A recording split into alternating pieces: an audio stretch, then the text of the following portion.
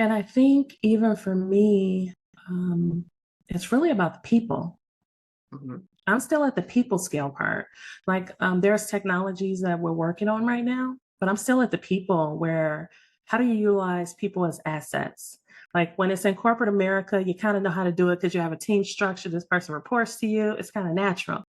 But how do you do it when these people you've never seen, you may never see, or you get on a video call and you meet them for the first time and you're trusting them with something that is near and dear to your heart, which is your business. Like how do you do that? So I have quite a few virtual assistants.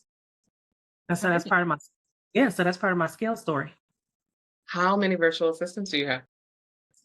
I would say 4. Now, 2 of those, assistants, they're virtual, meaning they're in a different state, but they are in the United States, Okay. and one of them I have met in person and spent quite a bit of time with. The other one, I haven't met her in person, but it feels like I have. Okay. It's one of those stories, and then the other 2 are international. Okay. And so that has been an interesting process, but everybody has their own unique niche Mhm. that helps. When we work hard all week, we have to go into our weekend with a lot of fun. It's been a successful week. The challenges only made me stronger. Mm. And I think you hit on something like our relationship with Christ. Like when you have a relationship with God and you know that these challenges are made to build you and grow you. Like I threw you this curveball today because one, I knew you can handle it. Mhm. And if you couldn't, I want you to understand the strategy for your prayer tonight.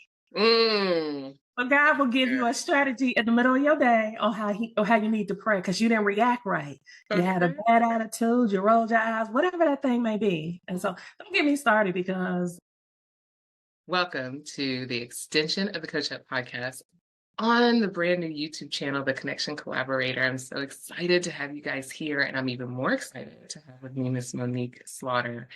We are talking tonight. Oh, I'm not going to tell you quite yet, but I will tell you this. We are talking about something that you need to scale your business. And since you all are on purpose, making progress towards 6 figures and building your business for the very first time, what we're going to talk about tonight is something that you absolutely have to have in order to scale. If you want to sit where you're sitting and you're happy, you don't need tonight. You can turn this off. But if you actually want to get to your first 6 figure year and you want it to be easier rather than harder, you need to tune in. Miss Monique, will you please tell people who you are and what you do, and welcome. thank you. I'm excited to be here and thank you for the invite. My name is Monique Slaughter, and I'm the founder and executive director of I Consult Group, where we focus on your career. So I specialize in working with people who are frustrated in their careers. Sometimes they're in a transition because of layoff, downsizing at their organization. Sometimes they're in transition because they've been terminated or a relocation. So there's a lot of reasons why you're in transition in the workplace. And I support individuals who are going through some of those items and are looking to rebrand and refocus and get a strategy for the long term. Mm, okay. And I know there's a lot of that going on. There's always movement in the marketplace and jobs and stuff. But how long have you had your business? I started I Consult Group in 2017, and when I first developed and got it licensed and went and got my business license and all that information, I had one focus. I had niched all the way down and I said, hey, I'm going to attack this particular focus when it comes to careers. And unfortunately, the best thing about starting a business is you don't know what the market is going to tell you. It's something I've always done, support people with their careers, but then the market started to tell me what they wanted more of. So I started in 2017 and it was a journey. And I often tell people that in 2022, that's when I started to take my business serious. And it wasn't just a side hustle that I did when I got home. If I felt like it became a real legit business in 2022. I started to put in the work and the financial investment and the time into the business. Okay, I was going to ask you when you said for several years, so approximately 6 years, it was a side hustle. And Mhm. then you finally started taking it seriously in 2022. I was going to ask, what was the difference? What was the difference in the activity that you were doing from in 2022 versus the prior 6 years? The prior 6 years, there was very little marketing, very little outreach. I didn't do any grassroots efforts. I wasn't going out to the community events. I didn't do career fairs. I didn't participate in those activities. Still heavily dependent on my 9 to 5 structured job, my 6 figure salary. So when you're in that situation, sometimes it's a little bit more difficult because you lack that drive or determination because you have a comfortable check that's arriving into your bank account on time. You have benefits, you have paid time off, and you can afford your lifestyle. And you can save. You have a 401k, you have a pension. So you have these things and you get really, really comfortable. And I saw my first transition where a leader that I had a lot of respect for transitioned out of our organization. And it was a little scary. And so that was a wake up call for me. And as well as this person was performing, I said, wait a minute, what are you doing? You got comfortable at this particular job. And this is something that you tell people not to do, but you're doing it. So the very first transition I had from those first 6 years, it was a personal adjustment where I started to take the business serious because I said, hey, this is my retirement plan. And this is how I want to spend the rest of my life. These are activities that come natural. I like helping people in the career space. So I can do this all day. And so when you think about starting a business, you want to do something that if you sleep and someone calls, you're like, oh, I'm gonna take that call because you get excited. And so and look, let me give a disclaimer. Like this, I heard you on that podcast said late at night you take calls. Okay. You You better better clean take that my up. call at midnight when You I better got clean that energy in the up. morning. Let me clear it up. But there are certain clients I have taken in the wee hours. I absolutely enjoy it, and it's just I just enjoy what I do. Yeah. Yeah. Okay. I need to clarify something, Monique. You said a leader transitioned out, and you also mentioned they got comfortable. Is that your euphemistic way of saying they got fired? No, I Okay. say I got comfortable. Okay. All right. Sometimes the leadership dynamic can be so personable. You get the opportunities that you like. You're getting the opportunity to go through a ton of professional development, all Mhm. kind of programs you're being able to implement. You have a budget. You have a solid team. And you can get really, really comfortable. Now, when your team is not solid in in the workplace, you don't get comfortable there. You already like, I'm putting my resume in every chance I get because the team's not solid. I don't see them getting there. I don't have the proper support for me to do this job the way that it should be done. And so a leader transition to bigger and better things in the organization. And it was a wake up call for me and said, hey, what's going to be your transition? And this Okay. person I felt was at the height of their career. I mean, I felt like they were just getting started. They were just cooking with gas at that point. And they transitioned. And I said to myself, Monique, you're getting comfortable. You know, God gave you this business, and there's so many people that need your support and help. And you're just doing it like, I hope someone knocks on my door today Mm. and needs support. Or I hope someone that I supported them through a career transition a year ago, I hope they send somebody my way. And if they do, great. If they don't, okay. And so that was the transition that took place that led to the growth of where I Consult Group is now. Gotcha. It's so funny you said this, that you were thinking, okay, God has given me this business, and so I'm just gonna wait for him to just open up some cloud space and drop a little person down in my business and send them to my door, my email, or my DM. And God is like, no, no, no. This is called a partnership. I give you seed. God gives us seed. And then we have Yes. to plant, Mhm. till, get up every morning like the farmers, go to work on it, and then it will multiply because he's a God of multiplication, right? We're not just, we don't have, he doesn't give us one seed for one return. We have 30, 60, 100 fold return, but we have to put in the work. Yeah. And so I Yeah. love that you said that. So then let's talk about you putting in the work, because something changed, and this is what we are, the meat of what we're getting to. In 2022, you started, so you say you weren't doing any marketing, you weren't really doing any organic outreach all the 6 years before. So in 2022, Did you start to when you started to take your business seriously, were you still working at your full-time job? And are you still working at your full-time job, or did you quit?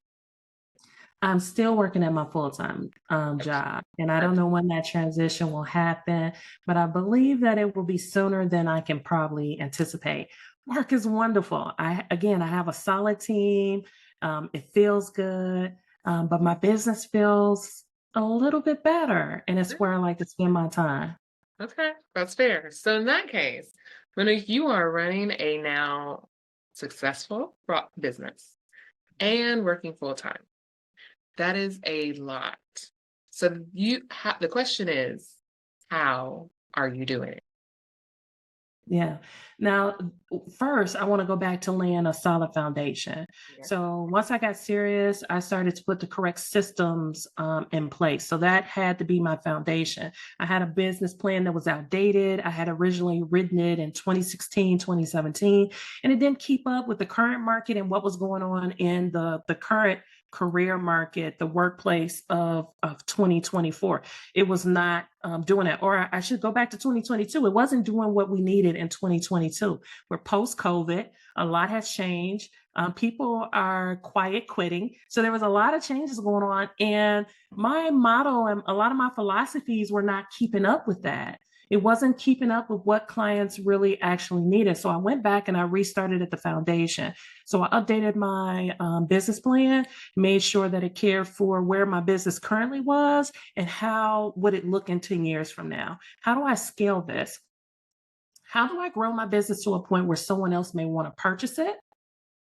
And maybe I subcontract back and I'm Mhm. still the CEO of the organization as the founding member. How do I get it to that particular point? Because that's the real point when you're developing something like that, where you're impacting a ton of people. And so, on that level, instead of me helping 50 to 100 people a year, it's thousands of people getting the support they need on a monthly basis. And I said, how am I going to get to that level? Where instead of me saying, "Oh, I'm so happy I onboarded and I helped 10 customers this month and they all get what they need and they're well on their way." How do I get from that place to, wow, 1,000 people got what they Right. needed today, real transformation and change? Like, how do I get from 10 to 1,000? And Yeah. so I started to put systems in place, making sure that there were email campaigns set up. I got serious about my marketing. I got serious about social media. And then I started to solicit people that were already in my sphere of influence Mhm. to support me with the beginning transition. Because in the beginning, you're paying for your business out of, so my business became my most expensive thing. So some Mm. people, their most expensive thing could be their mortgage, it could be a fancy car, it could be a lot of these things. Right. My most expensive thing easily started in 2022, started to be the business because I started to invest in that business and and it wanted its check every month. It was not playing. It says, "Where is my money? Invest in me now." And so that huge investment in 2022 really, I started to put my money where my mouth is. It's one thing to do the business, it's one thing to put your money and say, "Hey, I want this to grow." And I'm going to personally invest and to see that money come out your savings account, especially now. Think about the season. It's 2022. Things are still a little like, are we Mhm. going back? You know, Mhm. some people still ain't back to work in Some 2022. people still wearing masks, like COVID ain't gone. Yep. Yes. And so you say to yourself, like, is this the time to do this? But God led me to do that bold and courageous move. So I took money out of my savings account. I invested in systems. That's when I solidified a new logo. These are all the things that I didn't quite like. The logo was okay, but now I have a real logo. Right. Now I have systems in place to onboard clients where they can get their documents. All these things are now in place, but they were not in place when I first started in 2017. It was like, if somebody calls me, great. I had a business card with a number on and an email address, and I was very referral based. And my business still, a lot of my business is still referral based, Okay. you know. And so that's the one thing about the career industry. I Mhm. think once you get started, people continue to transition. So there are people that are just now cycling back 5 years later to connect with me that have said, "Okay, I'm ready. You got me this far, I'm ready to go to the next step, or I need this particular thing, or I'm dealing with this situation. How can you support me? Yeah. Okay. So you have said a lot, Monique, and I I need know. to, no, no, no, which is great. So we need to dissect some of this Yeah. before we continue. So first and foremost, I absolutely appreciate the fact that you said when you were thinking about how do I scale this, you weren't thinking how do I scale this to 100,000 to 500,000 to a million only, and you didn't even give numbers, but I'm sure there's that thought. You were thinking, how do I scale this to something that somebody wants to buy? And Yeah. that, ladies and gentlemen, is a different mindset shift that you all have got to start to have. Now, maybe that's not your purview, that's not your desire. Maybe. But I would say if it's not, consider it. And if for those of you all who hear that and think, oh, I hadn't, but I'm open to it, yes, because a business should be an asset. Because as Monique, as you just were talking about, you had to invest some money. We're going to get to what those investments were. We may not get numbers, but I need to know what you were investing in. But you invest if you have a business, if you all think about a lot of businesses, not all of them, service-based businesses, coaching business, you can start with very, very small capital. But think about major companies that you have to put money in for research and development. You have to create a product. You have those, like venture capitalists exist for a reason. So they're investing in their business that eventually probably they're going to sell. Monique, you did the same thing. You took that money out of that savings account. Okay, Lord, multiply it. And you had to, and you put it in. And so thinking about your business, about it being an asset that eventually you may sell. You may not, you may keep it in the family, what have you, but that's the mindset. I love that you brought that mindset up. So important. And I think it's so different from how you build a business because to what you were talking about, systems then get put in place. You're no longer jerry rigging stuff or Mhm. every, taking client by client when you know that this is something eventually somebody else may have and you need to set it up that way. So Mhm. that's brilliant. There was something else you said that I wanted to go back to. It'll come back to me. Okay, so before we get to the systems that you were talking about, um, you said you had to invest money. So Monique, what did you invest money into? You already said your logo, so you actually paid somebody because I shouldn't, but I'm gonna assume either you paid somebody a very little amount for your logo previously, or you might have done it on Canva. Which So previously, I paid somebody very little to do my logo. okay, And then the second time around, I got serious and I got a brand manager. So I invested in a brand manager. what's that? They help me. A brand manager is someone who can help identify the sound, the look, and the feel of your business. And so that's your color palette, the logo, your fonts that you use, so that there's consistency in the business. So when someone looks at your brand, and if you look at my social media accounts, you're going to see that there's consistent colors and fonts that are utilized to identify who I am, especially when you're a small business. If you get really large, like when we think of our largest shoe retailers or the largest shoe manufacturers, their brand, their slogans, we know by heart. We even tell ourselves, we're going to just do it. We're just going to get it done. We tell ourselves these things. So it's solidified. So they can play around with fonts, colors, they can, and they just keep, but they keep one thing basic, which is that basic logo. So they're at that point. As a small business, I'm not quite there. So my brand kit has to stay very tight and succinct. I have to keep it on point and to the letter. So I invested, my very first investment was in a brand manager that helped me flush out my logo, my fonts, my colors. And now it started to form and look like a real business. Because before it was like, hey, whatever I wanted to put together, I throw some stuff together, put it together. If it was purple, it was purple. If it's pink, it's pink. If it's green, it's green. It didn't matter. Oh, it's Christmas season. Let me do some red and green in this this design. And I'm not saying that there are not times where I infuse other forms of color, but having a brand manager sit down with me and really get firm on what is this brand saying, who is we speaking to, and be really firm on who's buying your product. Mhm. What are they going through? What is their day to day? What do they like to do? Where do they spend their time? And really getting firm on who my brand is speaking to was really, really clear. So that was one of my first investments. Okay. What were the other ones that you invested money in? Outside of the brand managers, let's talk about systems. Having processes and systems where I can build out social media properly. I can edit video and edit content and build materials and have a client portal so that when my clients log in, they have resources available at their fingertips.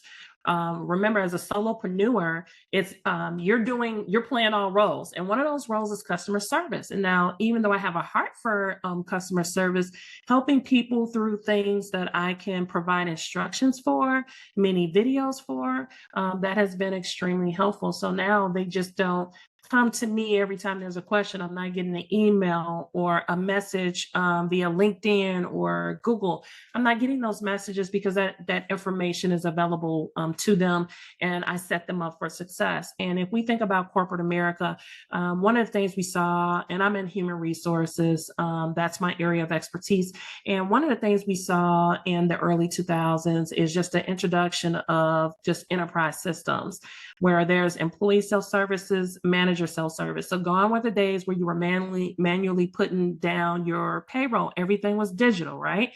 Then what if you needed to change your address? No longer did you walk up to your manager and they opened up some master secret portal and then put your information in. You were able to do these things because you had a log on and you can change this very simple identification information and move on. So making sure that I had those types of processes in place because previously I didn't. So if there was a question, a concern, somebody did a typo or error, I was the one going in manually fixing everything versus allowing the client to take control. And that's the world we live in. When we want to do something, we pick up our smartphones and we do it. We tell Alexa or Siri, we tell them to do it on our behalf.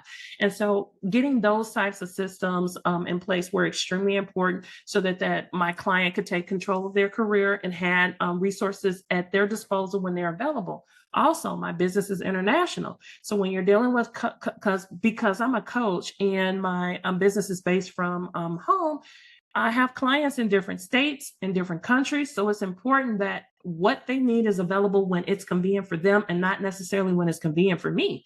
And so, what does that mean? Having those systems in place where they can log on and book their own appointments, Mhm.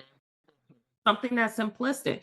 I still run into coaches or interact with coaches that don't have a way for clients to just reach out to them and schedule time, and I don't understand that. It's like, hey, they have to do it when it's convenient for them, not when it's convenient for me. And I don't want to play a role in that process. And that sounds very simplistic, but you'll be amazed at how many coaches today is kind of like, hey, send me some times you're free, and I'm gonna send like I'm too busy for that. I'm a solopreneur. I'm doing this on my own. So investing in systems I would say it was my second largest piece. And then I'm at the point where now I'm really heavily invested into people. One of the things is I have 4 virtual assistants. Now, 2 of those assistants are here based in the United States. We get a chance to interact on Zoom, Google Meets. So I feel like I know them. Technology is to a point, it's so clear. Even right now, it's like you're sitting right here in front of me, like you're right here in my kitchen and we're Right. about to cook. So it feels so natural and it feels so organic. And so now investing in them and building trainings for them. The Mhm. same thing I did for my teams in corporate America. If you have 5 managers reporting to you and they have supervisors and they have leads and then they have the frontline staff, there needs to be systems, training, and development in place. And so my next investment was making sure that they were properly trained. Now that impacted me financially because I paid for their time. So they got on the job training, but it was paid training because it's very difficult to get someone to say, oh, train me on your philosophies and how you want 1, 2, and 3 done, but don't pay me. I'm gonna, even when you think about your last career or wherever you're at when it comes to the workplace, you got paid training, and so it's no different in this virtual world. They're expecting paid training, so that was a huge investment to say, okay, this person is not immediately helping me move the ball, but I'm going to pay out a salary to them to support their growth and development. I we had contracts in place and we still have those contracts in place. And I was hoping that they would want to stay on. Sometimes it was a risk for me because what if they didn't want to stay on after that huge investment I made? What if they got another opportunity, other clients? Like, what would I do? So those are all things that were concerns for me. But I took that risk and I invested in my virtual team, and it was a cost. And so yeah, I had to pull out of my savings to make that work on a level that made sense for them as well as me. Gotcha. Okay, so we have three initial investments. I want to bring it down to an even more granular level, Monique, because sometimes I think we hear these terms and we think, I know what that is, and we may at this level, but we are missing some details, and we know that details are so important. Or we may hear a term and we just sort of gloss over it because we don't really understand. So your initial investments, brand manager, your systems, and then your people. But I want you guys to make sure you all understand. So a system is something that you do over and over and over and over and over again that can be automated in some shape, form, or fashion. And we say automation now, right? Like whether it's people or whether it's technology. I mean, this existed 100 years ago when they didn't have the technology we did, and they still did systems. There were still systems put in place because you do the same thing over. So anything that you're doing, you find yourself doing this, and you know, I do this every time this happens in my business. That can be put into a system. So Monique, I want people to I want their brains to be expanded of what all can be a system. Because you mentioned like even just a calendar invite is a system. And some people may not think about that as a system. But it is because you and I are together because praise Jesus, I have a calendar and I send it to you and you picked out a time. All I had to do was Yeah. send an email, right? Like there was no 6 emails back and forth. This is when I'm available. Makes it very simple. So can you, just off the top of your head, if you just had to list, not necessarily give any explanation, but just list the systems that you have in place, and we'll do technical first, and then we'll move to what your people do in a minute. But just the systems that you have in place so people can hear, okay, oh, she systemized that to make things easier, or oh, I can do that. So can you just give us a list? So, in no order. So, of course, the calendar is my favorite because it's where everything started for me. But there's also automating payments and putting systems in place for payment plans. What I started to determine is that certain individuals could not make a huge investment in their careers. They just went through a layoff. So they needed structures in place that allowed them to make a deposit and pay over a period of time. So putting those systems in place and making sure not only did they work for me, but they also worked for the consumer, where if they needed to change or update their credit card, they can do it independent of myself. In the beginning, the system that I had, if people wanted to make a change, I needed to go in and update that credit card. So, needless to say, someone not working, the debit card gets low, they want to pull out the Amex, and they needed to make a switch. I was the customer service person doing that. So now that process is automated. They do it all on their own, and I'm not involved in it. I don't even need to know that it happens. The system captures everything. So that's an example of a system that I put in place. Still on the technical side, investment in my hardware was another piece, which is part of the systems. Certain things you try to do, you may not have the hardware to do it. So making sure you have the right laptop, monitors, video, microphones, all these things that are important that we don't necessarily invest in. We think what we have gets the job done. And then you realize you can get the job done a lot faster and efficiently if you have the correct hardware in place. Also, this may sound a little simplistic, but as someone who was hiring a lot of individuals, I had to have a system in place on how do I sort them. So this is going to be a real short, simplistic hack. Some people have thought of it, some people haven't. But when I go on websites like Fiverr or Upwork and I'm looking for a candidate that specializes in something, one of the things I do is I build down a master Google form and I ask all those questions. and I sent it to them and they answer things on a scale of 1 to 5. So it has that linear view where they can answer questions that particular way. And then I can get into, hey, upload your resume. Tell me about this. Tell me about that. What I noticed in the beginning, I was spending so much back and forth banner. Tell me about this. Tell me about that.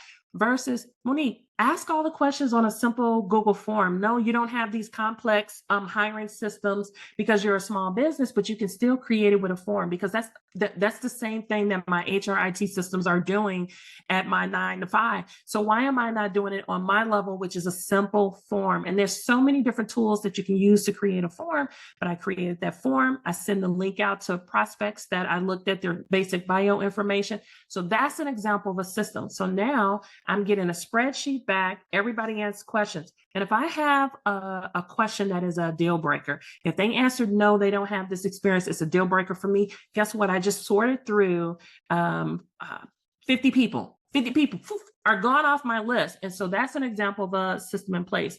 Having a customer system in place where when you're onboarding a customer, their invoicing is automatic. That was important for me to have as well, a CRM system. Emails are automatic. No longer every time someone paid, I'm sending a personalized welcome. Thank you. Don't forget to do 1, 2, and 3. All of that is automated now. So when someone that initial payment is made, something is sent to them with basic instructions about what they can expect with their next steps. Previously, that was me doing those particular steps. And so that's why I was feeling wore out and tired. I'm doing every one of these steps. Okay, 5 people signed up today. So then I was going in the system and making sure that everything was in place. Now the system does it. And if there's something that they didn't complete, they get an automatic reminder to please complete that without me being involved.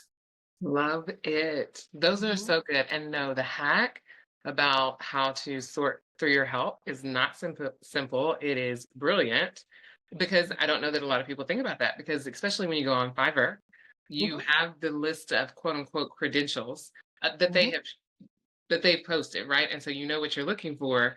And so we may think, oh, this is all I have. And so let me go through the 1,700 pages of people to try. No, I love it. Answer my questions. This is what I'm looking for. I can sort through that stuff, get it down to 10 and go Mhm. from there. So Yeah. no, that was Yeah. brilliant.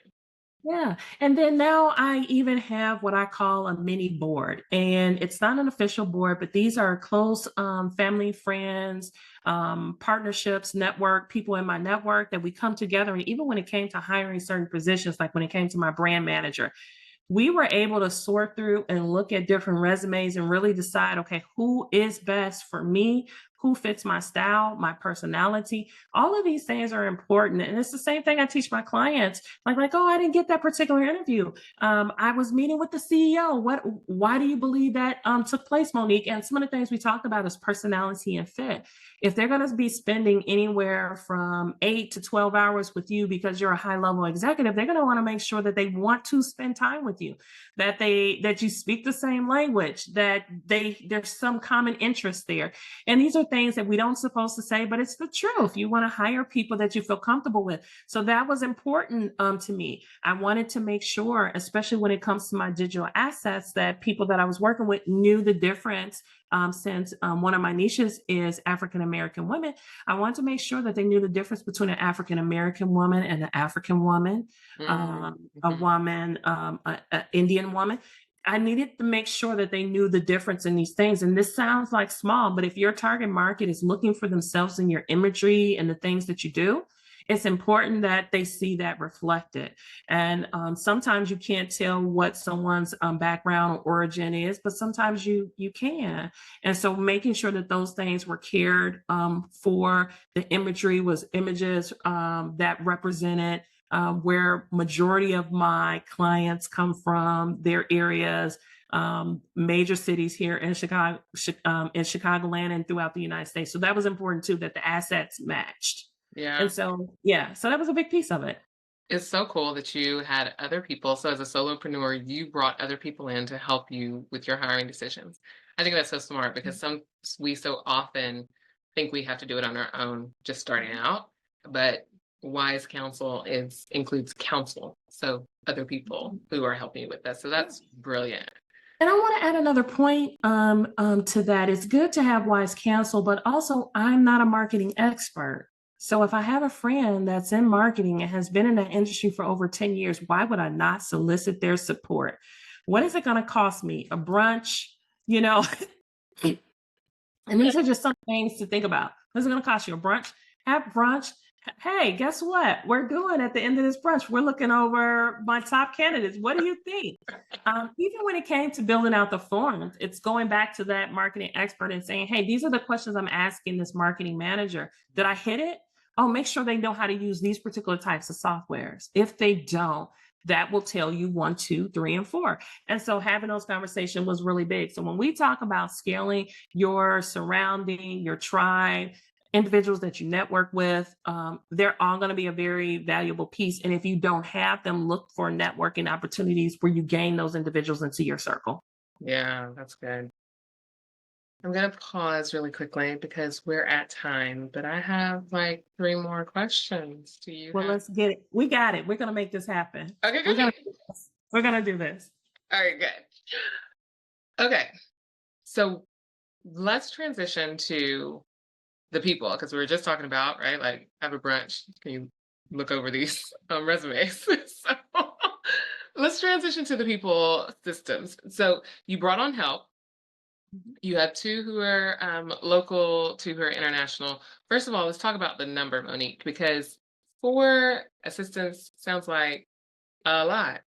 And so Mhm. I'm going to assume, and I need you to tell me, that you had some systems in place before you brought them on, because otherwise I would think, one, how do I even know what I need to make sure that the one person that I'm going to hire is doing, let alone four?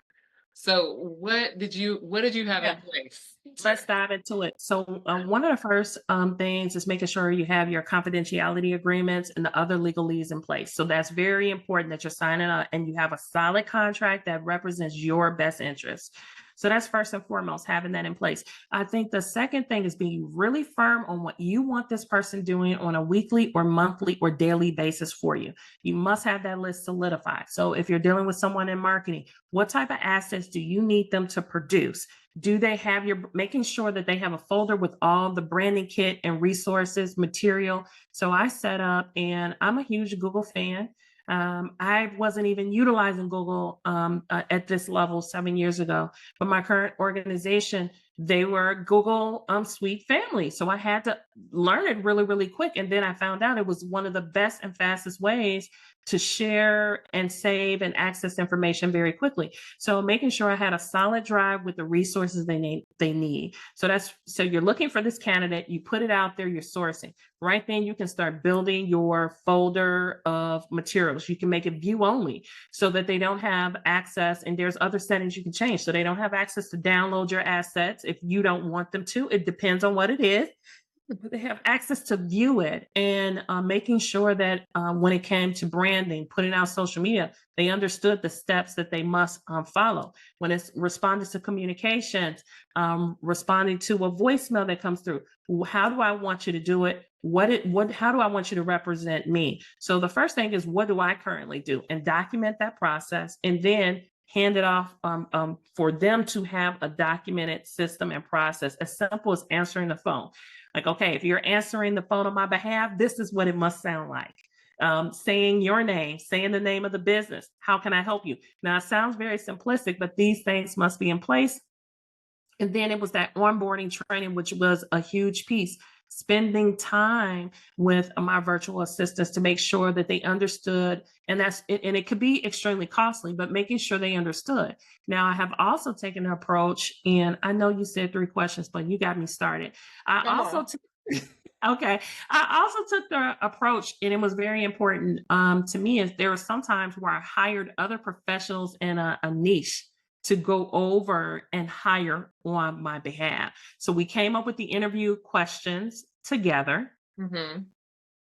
And once we got solid on the interview questions and what I was looking for, I paid them to go through the final candidates and interview process on my behalf because one, I didn't have the time.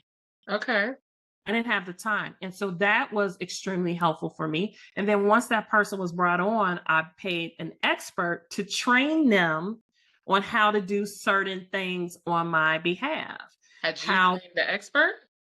No, because they're an expert in what they do. So I don't have to train a social media expert, but they can train someone that's in my budget range. So I couldn't afford to keep the expert on hand and on the payroll long term. I could afford 6 months of their service. Anything beyond that was too much. So part of the process that I did is I had them bring in an international virtual assistant to support them, and that person worked alongside them and they trained them on my behalf. And now that virtual assistant is working with me directly. And so those are the type of innovative ways when you're a solopreneur and you have a budget, those are some of the innovative ways. Hey, you don't have to be hire a marketing expert, just partner with a marketing expert, pay them for a set period of time, and part of the contract with them is to train the person that you want to do that work on a regular basis. And so that's another strategy that I think was extremely, and I think I should have probably started this podcast with that. I think that's one of the most innovative things I did was making sure that I hired specialists. Now, when you think about an administrative assistant, I have a local administrative assistant, and then I have an international executive administrative assistant. So the executive taught the virtual assistant, this is how these forms should be built out. This is how you source this material. This is how you get it over to Monique. When you need Monique to look at something, this is how you respond. So she trained them.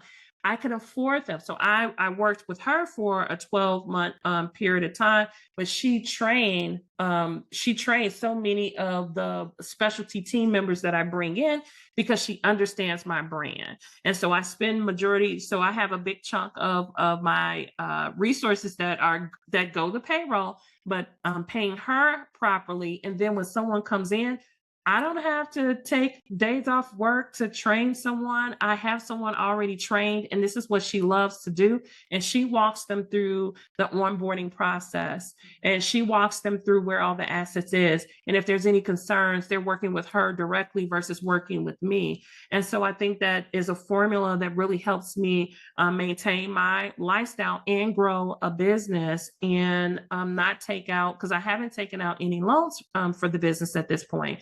And so that was very important. That's not something that I wanted to do. And initially, there was a program that offered me a very small loan. And when I looked at the terms, it just didn't work. So I took it and just paid it right back. It's like they had their money back in less than 30 days. I know they were like, what happened?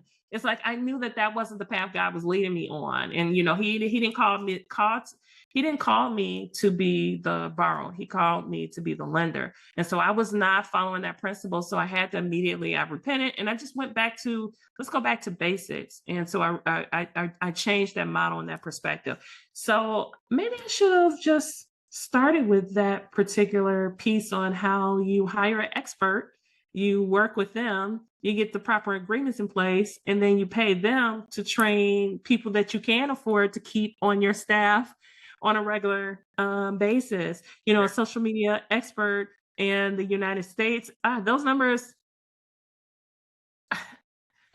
If you're a small business owner, you know the numbers. You have a meeting, someone says, hey, they're in Texas, and you get those figures back and you say, I cannot afford you. But you can afford them temporarily, and you can afford them to train the individuals that are willing to work within your budget.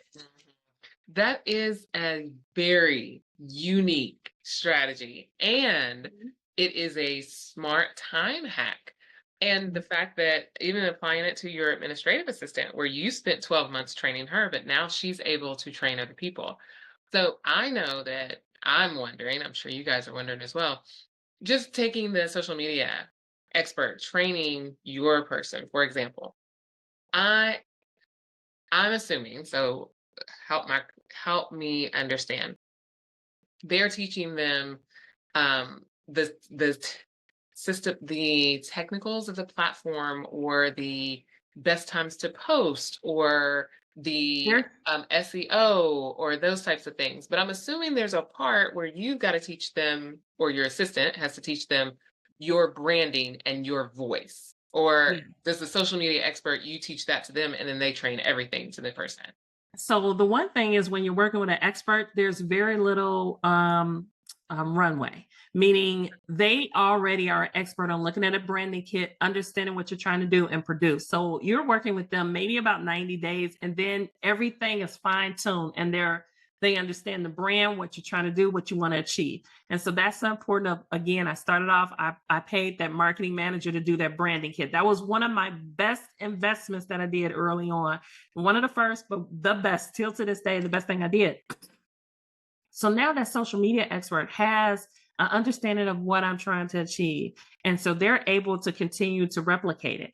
Now they're bringing on someone and they're training them, and not necessarily on the technical piece. They understand Facebook, TikTok, LinkedIn. They understand these platforms. They have they do this work. They are a virtual assistant in the social media space.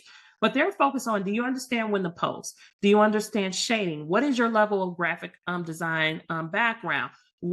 How do you mix use colors for Monique? What needs to be the primary color, secondary, third? Because sometimes they say, oh, these are the colors you use, these 5 colors, and they'll use the black as a primary color, and it really doesn't need to be the black. Maybe it should be the white. So making sure they understand those dynamics when they're building out assets is very, very important.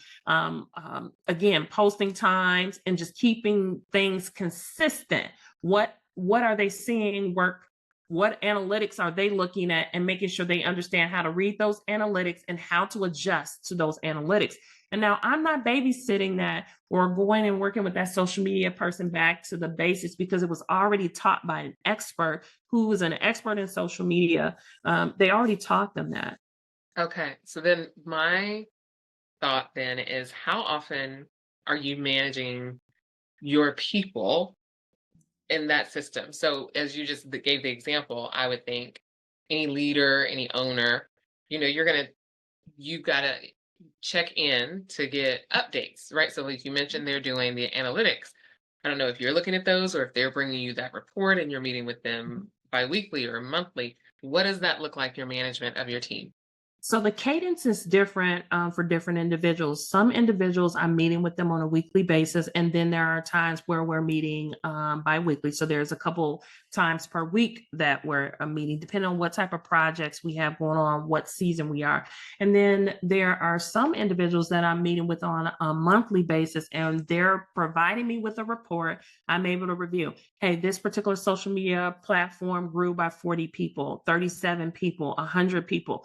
We saw a lot of buzz with this type of content. Are you willing to provide more of this, Monique? So they're asking, so in this exchange, because a lot of times they want more video from me, they want more copy from me, they want more of my ebooks that I have, they want more of those type of materials. Are you producing anything new, anything coming up? So they want that. So on a monthly basis, we're meeting and we're projecting what they're going to see over the next 90 days. And the monthly meeting is just, how did that go?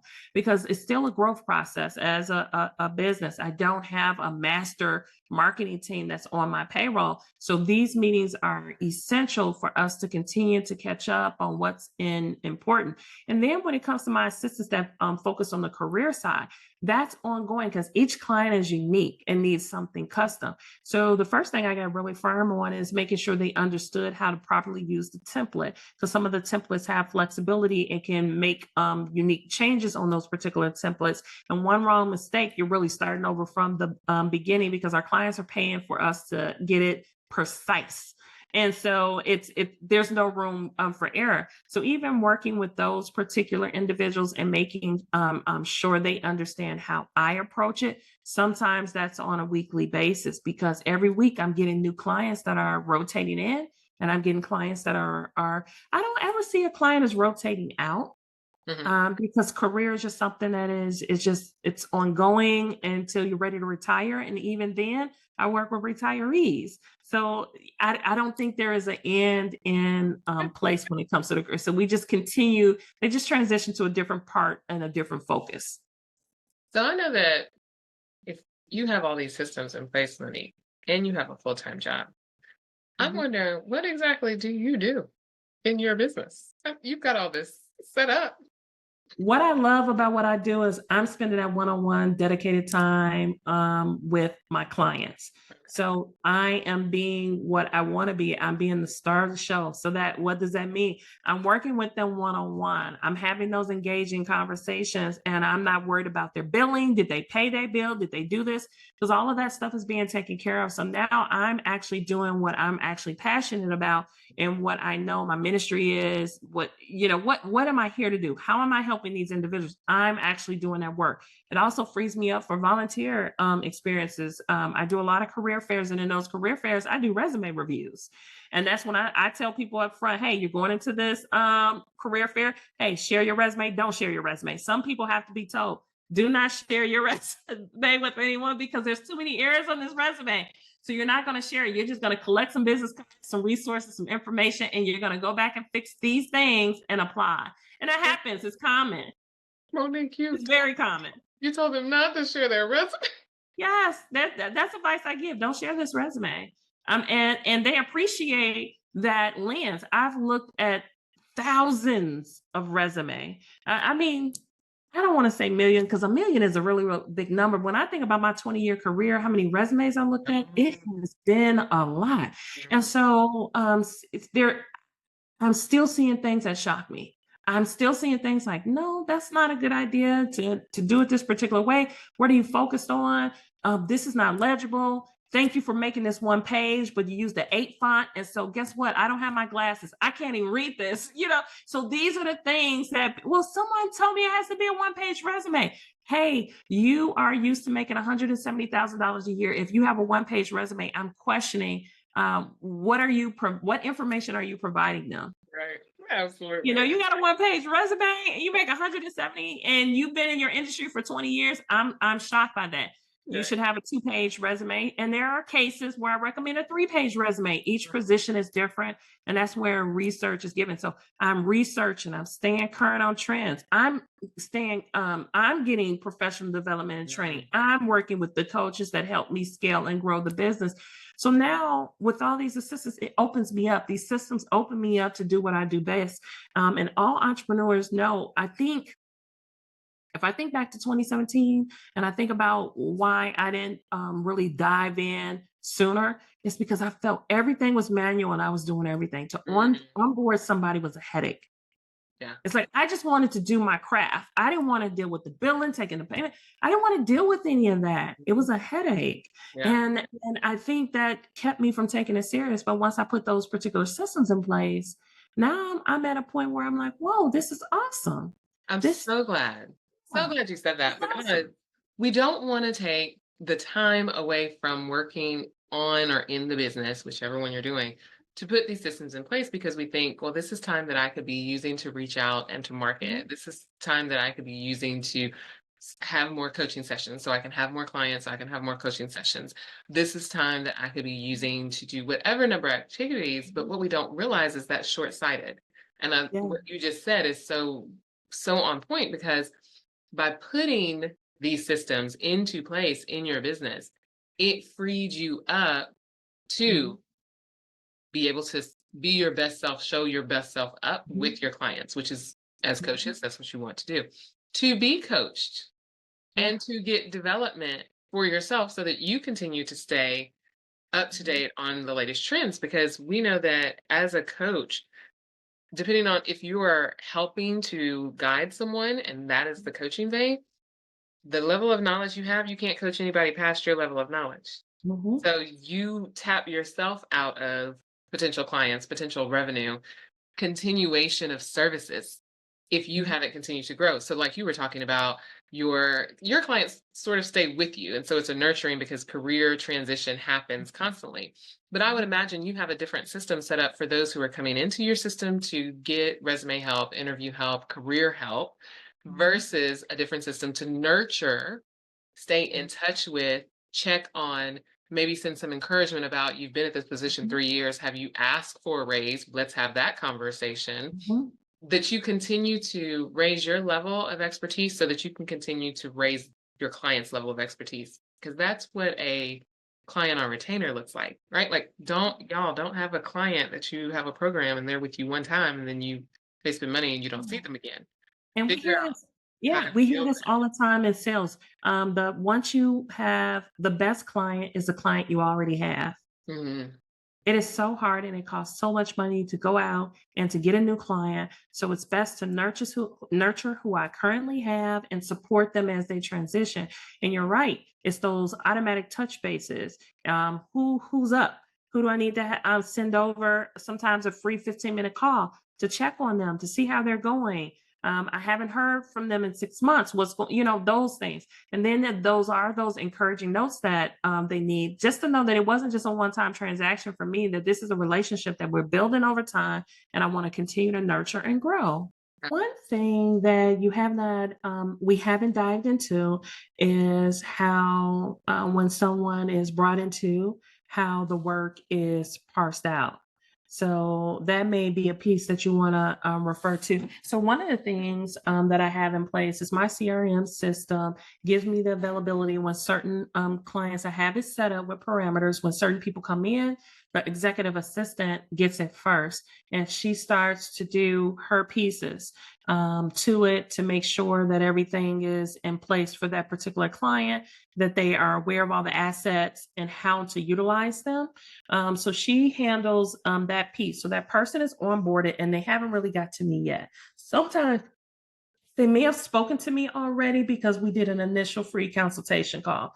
So they had some conversation with me, but on the back end, what they're not knowing is that now their file is actually in her hands and she's preparing a set of material for me so that I know how I'm going to focus on with this client. So now I'm not going back. She's going back over that call. I do a lot of video recording in my call as well. So she has access to that. If there's any questions she had from the initial consultation, if there's a note that I put in the system that she doesn't recognize, she can go and do that research on her own. So she can do what she does best, which is keep me on track and in order and how to line that client up into my schedule, making sure that they understand how to get on my schedule, all that good stuff. Some of it's automated, but you still have time. You still have clients that need additional push and support. So knowing that the system is doing that for me because a payment was triggered, a call was completed, and a contract was signed. Every motion triggers something else, and one of those triggers lead to her. And then she's making sure everything is in place within. And if there's something I didn't catch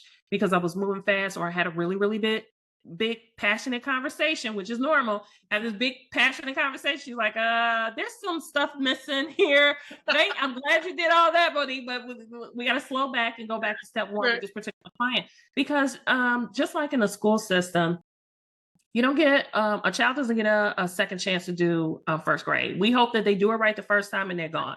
So if their teacher missed certain subjects or skipped some particular topics that were important, that's a big deal. So my executive assistant makes sure that I don't skip those particular topics or things that client is going to need to be successful, and that I have all the pertinent research. So that's researching their industries, where they say they want to work, where they want to transition in.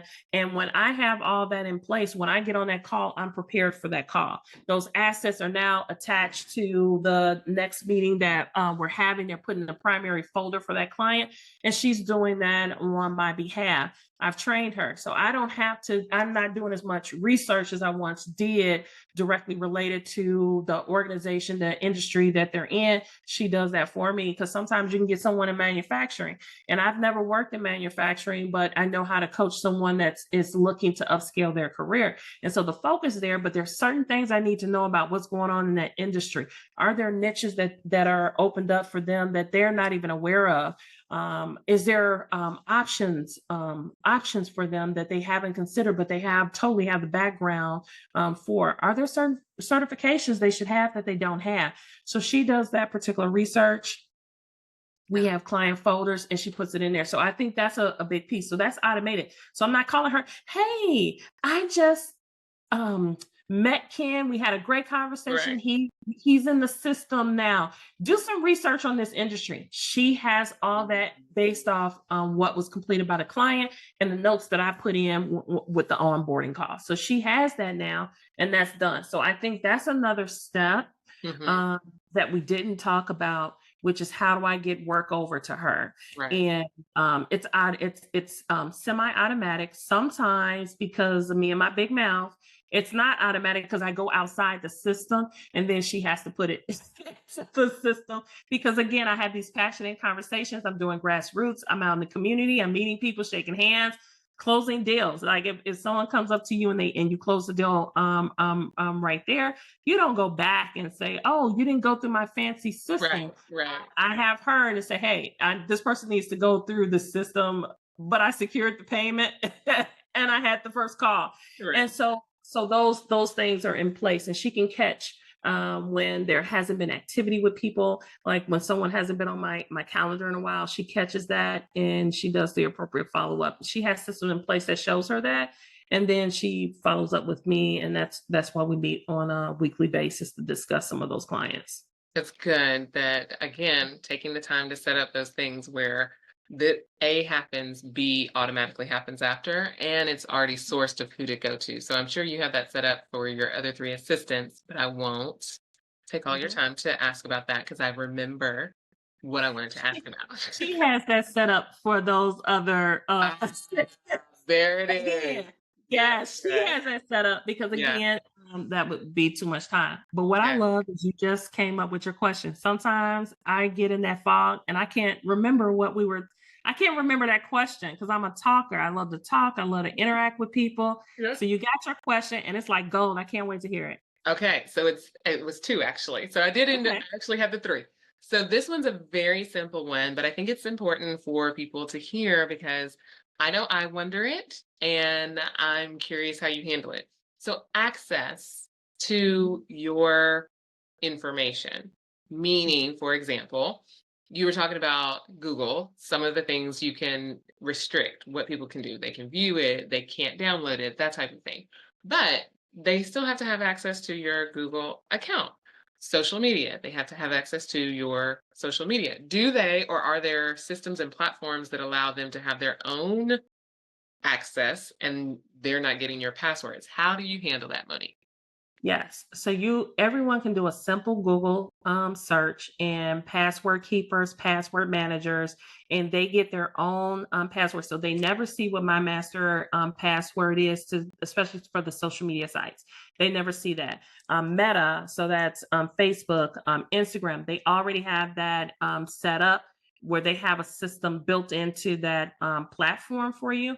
But I use third party applications. It's just more simplistic, and at a drop of a dime, I can take somebody off, add them in. I just log into this master resource. So that's one thing that keeps it very simplistic. Now, on the Gmail side, I build and I pay for them to have their own account. So all the resources, when they're working on my platform, all those resources are mine. So because I'm in HR, I took the same perspective of what have I did in corporate America all these years. So you're working on the company laptop, you're using company email. Those are all resources that after an employee is no longer with the company still owns. And so I want to own that material. So I don't want to own their laptop per se. They buy some of them got some really fancy, sophisticated stuff. So no, I can't afford to be buying laptops for everyone. But what I can do is make sure that I have they have their own profile under my Google Business Suite. So for those who are still having a business, say it's pancake at gmail.com, you got to upgrade. You have to go into Gmail, invest in your organization. That's one of the first things, like when you have a career coach or a business coach that they're telling you, like, step up your professional level. It shouldn't be at Gmail. It needs to be under your particular organization. That means that you truly have control of that. So if you're working with someone, her name is Mary, it's Mary at iconsultgroup.us. Mhm. And so that everything she does, it's under my umbrella. All the assets are in the drive. I can do audits. What does she look at? When does she look at it? What is she downloading? I have access to all that information like a regular corporation does. So for those who are still working in 9 to 5s, your company has that level of access. If you're a business owner, you need that same level. Is it a cost for that? Yes, but it is minimal compared to the importance of keeping your assets together. When they're building out social media content, I don't know if especially when you're working with someone international, how long will they what if something happens to them, their family, and they just stop communicating? I can't drive to their house. It would be very expensive to take a flight to some of these places, and I wouldn't know where to begin. So I want to make sure that everything is on my platform and on my system. So I pay for them to have that level of access. So they don't have access to my Gmail. They have their own Gmail account under my business suite umbrella. And Okay. I have master access to everything. So if they're off boarded for whatever reason, I can still go through and look at the emails they're sending. I can look at the chat. I have access to view all that information. And I think that is key for anyone scaling their business, that they maintain control to as many assets as possible, because I have been in situations where people transitioned out of the business because it just wasn't a good fit. It just wasn't a good fit. They didn't have the availability, or we just weren't on the Yeah. same page. It happens. Right. That is super helpful. So you guys know that there is a way to make sure Mhm. that you control all that. And to your point, it's just like corporate America. Of course, corporate America has all that. So we can as well, because you're building a corporate business that you're going to be able to sell. Last question that I recall. Wait a minute. Now, you said last question 5 times. Stop, Monique. You didn't have to call me out. That was not necessary. You know how sometimes when you go to church and the pastor says, I'm gonna be done in 5 minutes, and then he says it again 3 more times, and then you have to wonder. Now, Jesus said, Thou shalt not lie. He's not lying. He intends for it to be the last one. I intended for this to be this is gonna be the next to last one. There is one more question after this, but it's easy. It's easy. I know you're about to be passionate about what I'm about to ask about, because one of the things we talked about, Monique, is in the growth of your business as you've been growing. At the very beginning, you mentioned the business plan that you had to redo from 2016. You had to redo it in 2022. Then you had to redo it again in 2024 because things are changing.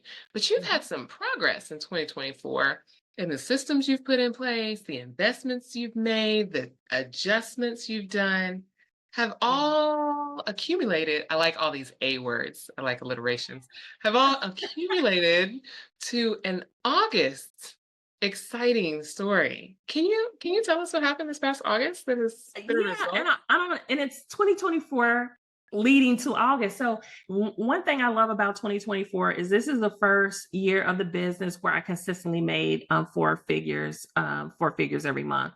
And so what that means to me is a minimum of $3,000 per month was made in my business. So we're just going to get the facts, because this is what people don't like to talk about. They like to make everybody think that every month you're making ten to $20,000, Mhm. and for some businesses that is that particular way, but in my particular business it wasn't that way.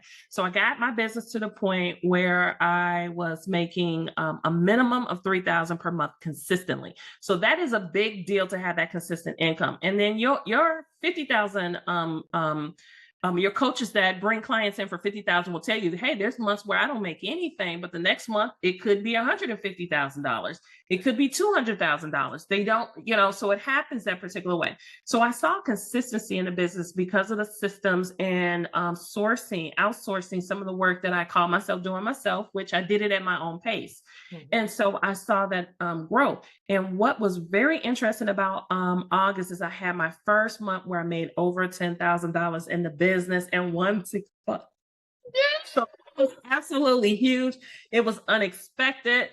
It was raining customers, and so I absolutely loved it. And if I didn't have the right systems in place, you have to say to yourself, if God blesses me tomorrow and says, "Hey, I'm sending 100 people your way," what would you do with 100 people? And for some of us, it would be a headache, not a blessing. Come And so, if on. that's the case, what systems do you have in place to prevent it from being a headache? How are you going to sparse them out? Are you properly training other people to do the particular work? And being transparent, it would still be hard for me to onboard more than 50 people a month at this time.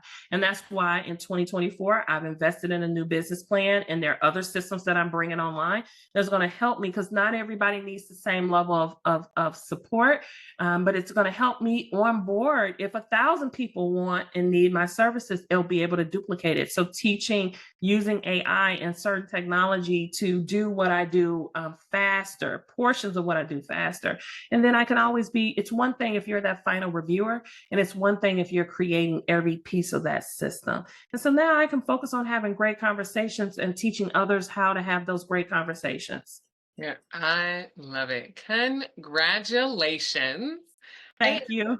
even more congratulations on the consistency that you've Mhm. built in your business, right? Because to your point, there are some, like if you have a $50,000 program, so you may have zero one month and then another month you may have 150.